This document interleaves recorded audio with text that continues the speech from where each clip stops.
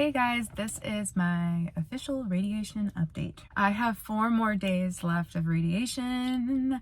I'm so excited. I've been doing twice a day radiation, so I go in the morning and then I have to wait 6 hours and then go again. And then it's on the left side and the left side's where your heart is usually. So on the left side, and I've had to hold my breath whenever they do, shoot the shot of radiation or whatever. To move my heart out of the way. So I don't have to do that anymore now because I started something called a boost today, which is a little bit more superficial and it just focuses on the skin near the incision line because that's where you're most likely to get a recurrence. So yeah, I'm excited, and the side effects have not been horrible. I say they haven't been horrible because the skin is what I was most concerned about. So the skin's been kind of fine. And I know it'll continue to get worse. Like at the peak time that the skin feels like you're on the surface of the sun is 3 weeks after you're done because it continues cooking or whatever. I don't know. So that has not been bad. It's been a little bit red, a little bit tender, nothing too crazy. My esophagus has been affected because the lymph nodes up here near my clavicle are being targeted. So it's my esophagus is kind of in the path of fire. So because of that, I've had the feeling that something's stuck in my throat, which isn't fun, and it hurts to swallow and stuff like that. So that's not been great, but we're done targeting that because remember, we're just doing the skin now. So hopefully my esophagus starts feeling better and then I can start eating real food again. I guess I've been eating real food. It's just mostly soups, and I like soup, so I can't complain too much. It has been a lot. It's a lot to load up a bunch of little kids in a car twice a day, and we're half an hour away from the place, so it's a lot of driving, and it's just a lot. So I'm really glad to be on the other end pretty soon of that. The logistics are the worst part, I guess, but the actual treatment and side effects and all that have been fine. And so I guess now I'm at the point where people think I just have a cool haircut instead of thinking I have cancer, which is kind of nice. There's a conversation that I've had 30,000 times with people, and it's what caused my cancer. So any stranger you meet, they're trying to figure out what I did that caused my cancer. And that's pretty frustrating because it's listen, I'm not hanging out in nuclear fallout zones. I'm not swimming in toxic chemicals or drinking poison.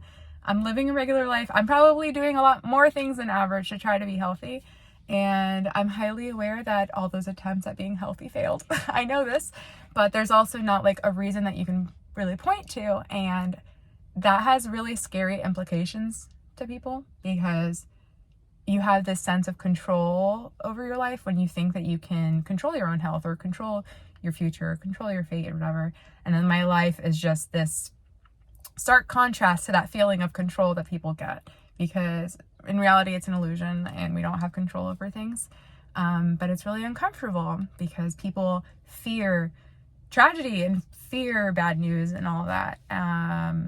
But the reality is that everybody's going to get bad news. Everybody's going to have tragedy.